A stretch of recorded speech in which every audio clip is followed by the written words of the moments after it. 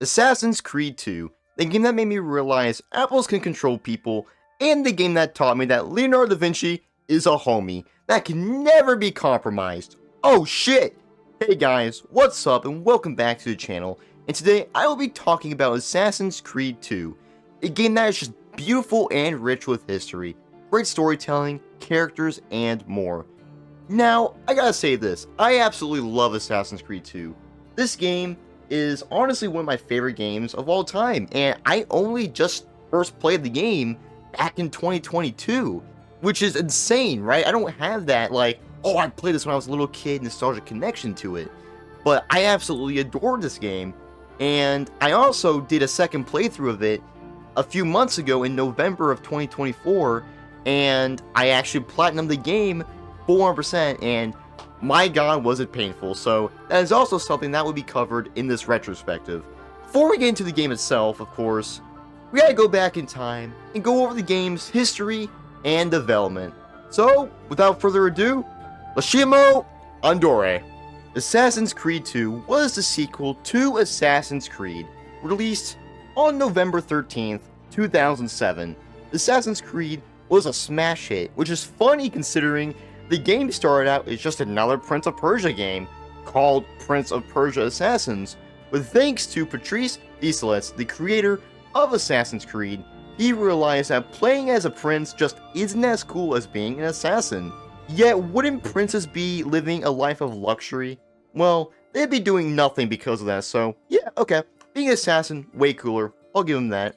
The irony of it is that Ubisoft originally was not a big fan of this, but then, obviously, Assassin's Creed would release, and so here we are with a billion Assassin's Creed games later. Wow, good old Ubisoft, am I right? Prince of Persia Assassins would become the first Assassin's Creed, starring Altair during the Third Crusade in the 1100s. The first game was a smash hit, and that would lead to the creation of a sequel. Yves Guillemot, the CEO of Ubisoft, and also the guy that pretty much allowed Ubisoft to kill off Rayman so they can use these goddamn rabbits who are in absolutely everything, even Mario! There's a Yoshi rabbit, for Christ's sakes!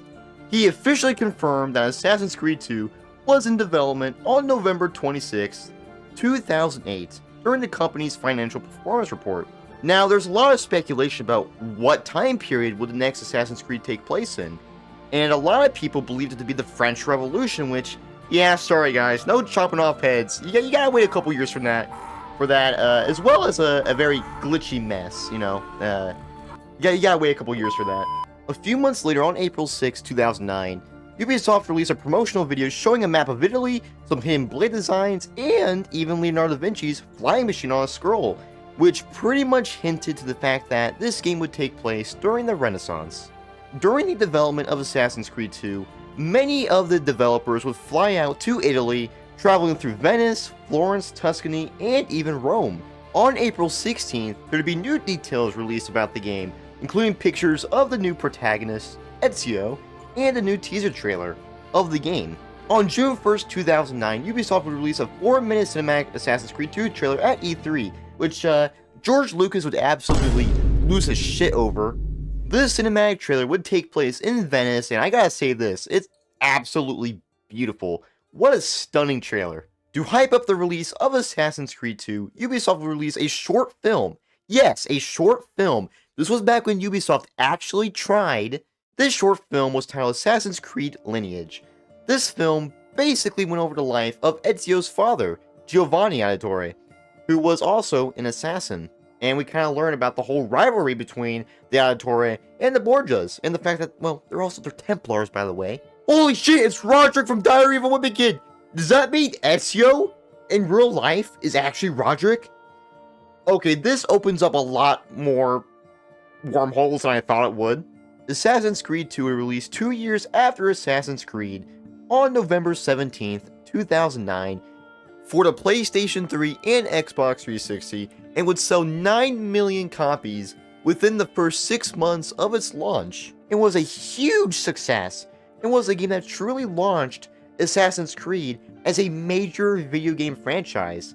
It pretty much made Assassin's Creed 1 the Luigi of the franchise, and it was a massive success at the time. Why? Well, the game has an amazing theme and time period, that being Renaissance Italy, a time of rebirth of art, culture, technological advancements, discovery, politics, economy, and more. It was a time of flourish, but also a time of political corruption, instability, wars, social and religious issues, etc., which I believe makes it a very interesting setting, in which the developers purposely did because of the change of the era.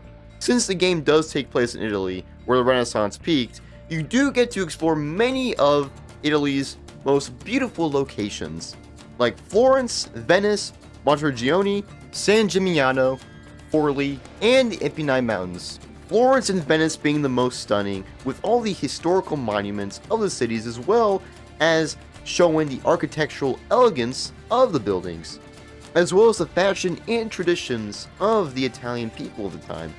The graphics and music being massive contributors, making the cities feel more alive, which, well, it's the Renaissance. We just had half of Europe die from a massive plague, so yeah, it better feel alive. Oh my god, Ezio's Family. 10 out of 10 soundtrack. The soundtrack of this game is incredible. Masterpiece. That's all I gotta say. It's incredible. You know what's great when Ezio's Family, the main theme of the game, became the main theme of the overall franchise, being used in other games. Now let's get into the game's story, and the game has a lot of story, of course, so I will summarize it as best as I possibly can. You play as Ezio Auditore da Firenze in 1476, born into the House of Auditore. Ezio in the start of the game is only 17 years old, and at the start everything seems pretty normal, like kicking ass, climbing towers with the badass intro, kicking Duccio ass, and helping mom out, while also becoming friends with the homie Leonardo. Unfortunately though, Ezio's brothers and father are imprisoned, and directed by his father, he has to return home to find his office to uncover his chest, and take the documents inside and deliver them to Uberto, who claims to deliver them to the hearing in the morning, and expose the so-called conspiracy against the Auditore family and Florence as a whole. But, spoiler alert, he's actually our enemy, he doesn't do that, and he's the one that actually gets Ezio's father and brothers hanged. Enraging Ezio, but Uberto does order his guards to kill him, and luckily Ezio does escape, and eventually he does go back and murder Uberto, and lets the entire world know that Ezio and the Auditore family lives on, which why would you do that? You're public enemy number one, and you're just gonna let the entire city know that you're still alive and that your name lives on? Why would you do that, Ezio? You're a goddamn assassin. Okay, that's in like 10 years, but still, why would you do that? I will say though, it is a great scene though, showing how clouded Ezio is with revenge. Ezio escapes Florence with his mom and sister, and after kicking Pazzi ass, we meet Uncle Mario, who says, "It's a me, Mario!" That's a Mario reference in the 15th century? No way! Protestant reformist Mario? Mario is the uncle to Ezio, and Mario tells Ezio about the assassins and the Templars, and how his father Giovanni was actually an assassin. Ezio had no idea, and he just thought he was just a banker, but he was very surprised. Eventually, Ezio decides to train with Mario. In case some don't know, the Assassins is a creed of people who believe humanity should be free and that none should be chained to a higher power. The Templars are the complete opposite. They seek power for themselves and believe they can fix humanity under their rule, since to them, humanity is weak, and to achieve peace and order, they must be controlled. The House of Pazzi was Templar influenced, as we find out, but they are destroyed after the whole Pazzi conspiracy in 1478, saving the Medici and giving the Medici control of Florence. And so, for a decade, Ezio would find these Templars and kill them, mainly for revenge for the death of his family. But as time goes on, Ezio matures, makes new friends, learns new skills, all of it to eventually lead to Ezio finding the apple in Venice, in a box getting ready to be shipped out. Then we encounter Rodrigo Borgia, the master of the Templar Order, the man who caused all this chaos to happen. Rodrigo claims he is a prophet, with a divine destiny which, after fighting Ezio for a while, and the other assassins coming to aid which leads to him getting defeated, yeah, truly a divine destiny. But hey, he's soloed multiple assassins for a while. That's already more capable than other certain Spanish men. Looking right at you, Franco, looking right at you. Rodrigo Borgia flees, but Ezio keeps the Apple of Eden. With that, all of Ezio's allies he has made over the years finally revealed themselves to be assassins, leaving Ezio shocked but unknowingly was trained for years to become one. Gaslighting much, Mario? And on that very same night, Ezio is inducted into the Assassins. It's almost like he joined in Assassin's Creed, am I right? Ezio finally takes the Assassin Oath and gets burned on his finger. If only Anakin got that much damage on Mustafar. Took the entire game to finally become an actual assassin, isn't that kind of funny? Take that, Black Flag haters! Fast forward to 1499, 11 years after 1488 where we were, thanks to DLC shenanigans, Ezio, after collecting all the codex pages, deciphers it with help of Leonardo da Vinci, and they find a map showing the entire Earth. Holy shit, it's an undiscovered duck!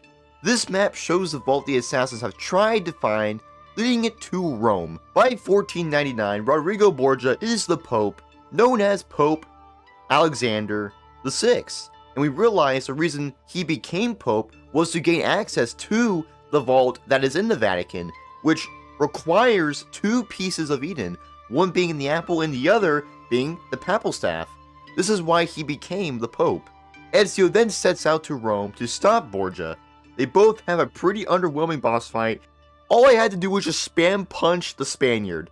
And then when we had our chance to kill Rodrigo, Ezio decides to spare his life, realizing killing him wouldn't bring his family back. Ezio proceeds to enter the vault, a vault that would hold some pretty crazy information because holy shit, it's a god? Well, that's what Ezio thought. This god is Minerva, who was part of a more advanced society in the past, which originally coexisted with humans. But a war happened. At this point, humans and war are in a romantic relationship. They love each other so much. Along with a global catastrophe that would almost destroy both sides. The survivors constructed temples to allow for such catastrophe to never happen again. Before she disappears, she warns Desmond that the rest is up to him, leaving Ezio and wait, who the fuck is Desmond? Oh yeah, this game continues the modern day storyline of the first game, starring Desmond Miles, who is currently on the run from Abstergo, the modern day company of the Templars. That freaking Henry Ford and FDR founded, I'm not kidding. Desmond was used by the Templars to find pieces of Eden until he escaped. So, the Assassins also used him to find pieces of Eden through his ancestors, using the Animus. And then at the very end of the game, they escape because the Templars found them, so they're now on the run. Well, with that, that's the story of Assassin's Creed 2. Pretty awesome, and one of, if not the best, in the franchise. Now, obviously, I could go into way more detail, but I'd be here talking about Italians killing each other all day. Now on to the gameplay, which is very important for Assassin's Creed. The gameplay, for the most part, is pretty good. Parkour is definitely enhanced compared to the first game by giving you more options and freedom to move around.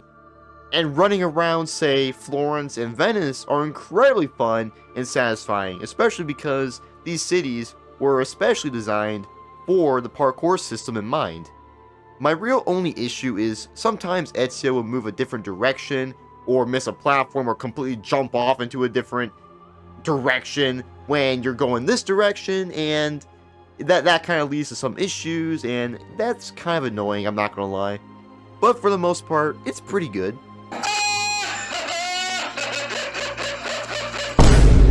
미션 실패.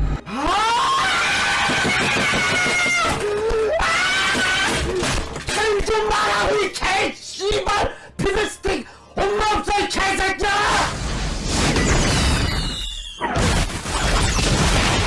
The combat system is also really fun as well. Ezio can use his hidden blades, swords, guns, and tons more, allowing for far more interesting ways of strategy when entering battles. For example, you can just go and sneak up on somebody and kill them that way, or you can go from a rooftop and assassinate from above, poison people, use your gun, hell, even just throw money onto the ground to distract the guards.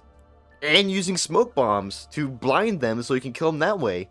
There's a lot of different ways you can go about battles in this game, and I really like that, especially with all the assassin ways of doing it, which I think is great because you're playing as an assassin. I think that's very important.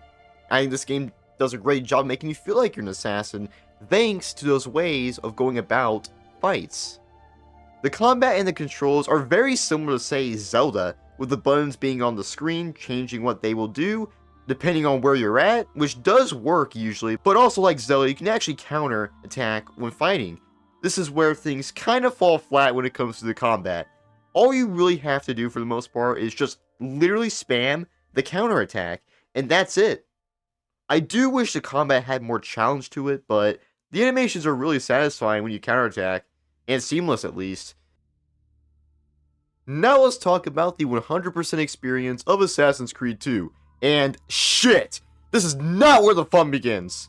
So in this section, I'll be explaining the whole 100% experience and cover the game's Platinum Trophy. And with that, we'll be pretty much explaining all the side stuff that Assassin's Creed 2 has to offer.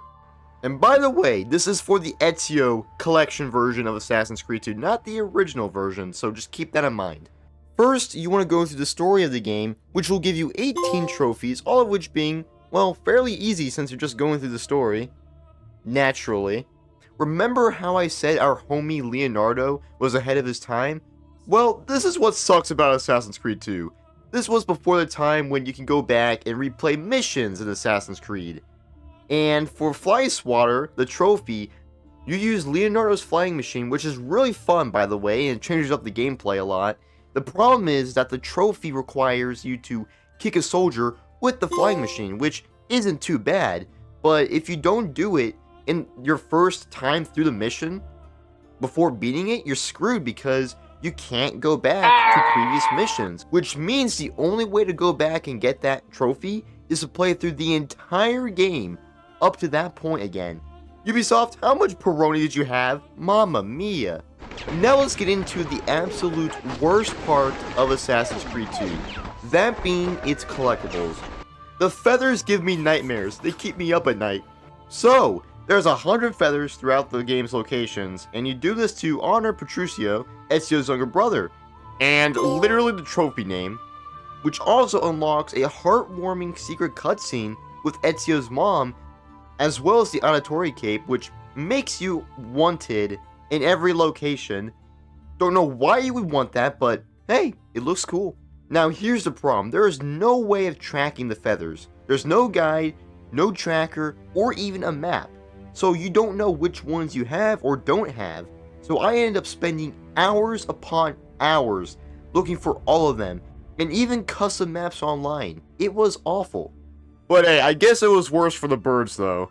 Hell, I spent hours just looking for the last one. The last one!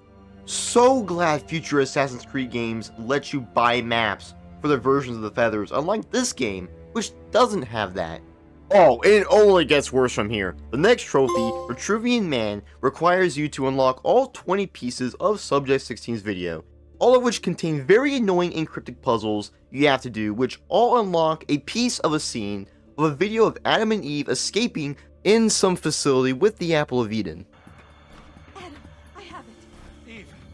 Look out! Wait, that's Adam and Eve? How are they speaking English? English wasn't even invented yet. Now, how do you find these scenes?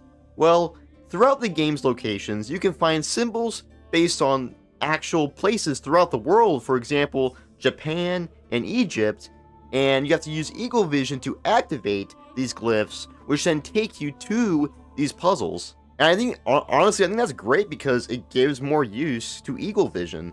Now, I do need to mention this. There is also no way of tracking the glyphs, just like how there's no way of tracking the feathers. So, what I did, I spent hours upon hours looking for the glyphs, and I spent probably a good few hours looking for like the last one. It was horrible. Now, in Assassin's Creed 2, your main base is Mario's Villa, that being Monteregione. In Monteregione, you can find 8 statues of Roman gods. Rome ripped off Greece. It's the same mythology. And once you collect all 8, you can place them on 4 different podiums, 2 each, and by doing that, you get 8,000 florins from your great-grandfather. Now, you can also upgrade the villa, and the more you upgrade, the more money you get over time. A worthy investment. You can upgrade and restore the villa and the shops, which will give you 2 trophies. All across the cities, you can find a variety of shops, like blacksmith for weapons and armor, tailor shops where you can actually customize Ezio's cloak color, which is awesome, and art shops where you can buy the Mona Lisa. Wait, this is right before that, shit. Assassin's Creed 2 also has a variety of side missions, my favorite by far being the Assassin Tombs and Templar Lairs. First, the Assassin Tombs are all basically dungeons of the sorts that lean very heavily on puzzles and parkour. These are very well designed. Well, San Marco's tomb was a speedrun, and thanks to that, kind of annoying, but not too bad. Duomo Secret is actually really cool because you go inside the Cathedral of Santa Maria del Fiore, and the pure grandeur of this Renaissance icon really shows in this tomb. It's beautiful. There are 6 tombs in total, and all of which have trophies. And once you complete them, you get special seals. These seals, when all collected, unlock Altair's armor, created by Altair himself, and one of the coolest assassin looks ever in my personal opinion. There is also 3 Templar Lairs, much like the Assassin Tombs, but in these, a lot of the time, you are basically chasing down Templars, and all you get in return from these is florins, in the end. What a ripoff, which is ironic considering these were part of the DLC! Assassin's Creed 2 has even more side missions, like assassination contracts where you have to basically be an assassin by killing a variety of targets. There's like 30 of them. It gave me more gray hairs than Revelations Ezio. No wonder where that came from. Races where you run through a series of markers within a time limit. Sounds familiar. Courier assignments where you have to deliver letters to people while timed. And finally, beat up events where you get to beat up unfaithful husbands cheating on their wives. These missions are pretty fun and add more content to the game. These are required for 100% Secret Nation, and they do give you a couple trophies. But it's pretty fun getting to kick cheaters' asses. That's my wife! No, she never dies!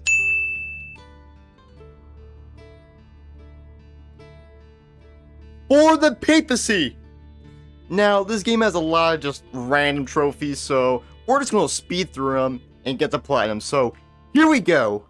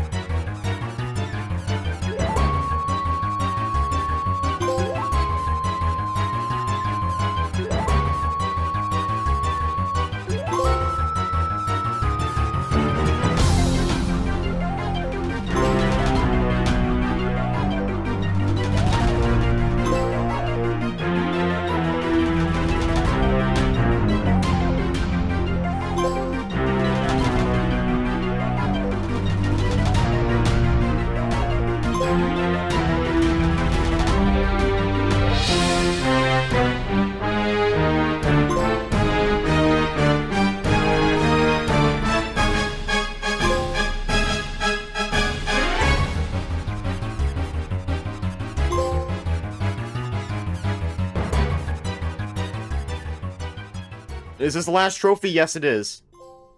Oh! Let's go! We got, dude, no way. We got the plat. Yo! Let's go! Assassin's Creed 2 left a macizo impact on the Assassin's Creed franchise. First of all, 2 handheld spin-offs were released concurrently with Assassin's Creed 2. The first being on the PlayStation Portable, that being Assassin's Creed Bloodlines, and the second being Assassin's Creed Discovery for the Nintendo DS, the latter of which actually featured Ezio and took place during the time of Assassin's Creed 2. The game would also be one of the nominations for Game of the Year 2009, but unfortunately, the Game of the Year that year was Uncharted 2 Among Thieves. Keikosa Fregonia! Assassin's Creed 2 will be given DLC in early 2010, the first being the Battle of Forli, and the second being Bonfire of the Vanities. Both of the DLCs were story expansions that covered the gap between 1488 and 1499, and other additions such as a new flying machine sequence in Forlì and a new Florence district. The game would be given a PC port on Steam in March of 2010. Assassin's Creed 2 was so popular that Ubisoft, for the first and only time, created full sequels starring the same assassin, this case being Ezio. These sequels being Assassin's Creed Brotherhood in 2010, then Assassin's Creed Revelations in 2011. These games continued the story of Ezio Auditore, and he would even get a short animated film covering his final days. Ezio received an entire trilogy of games and a movie to his name, which in turn gave multiple re-releases of Assassin's Creed 2 along with its sequels, most notably the Ezio Collection, releasing in 2016 for 8th generation consoles, and later a Switch release. Yeah! I can assassinate Spaniards on my Kirby machine! Let's go! Oh, wait!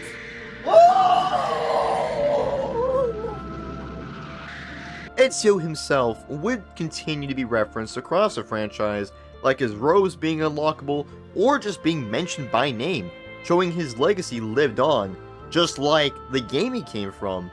Assassin's Creed 3 was next after the Ezio games, and despite it being mixed, it successfully expanded upon what Assassin's Creed 2 introduced, as well as adding new things, allowing the series to thrive on. In conclusion, Assassin's Creed 2 is a beauty of a game that captured the atmosphere and culture of the Italian Renaissance very well, while having a great story to go alongside it. This game expanded the possibilities of Assassin's Creed with its new features, while also expanding the old features, and being a faithful successor to the first game. Assassin's Creed crawled so that Assassin's Creed 2 could walk, so that the rest of the franchise could run.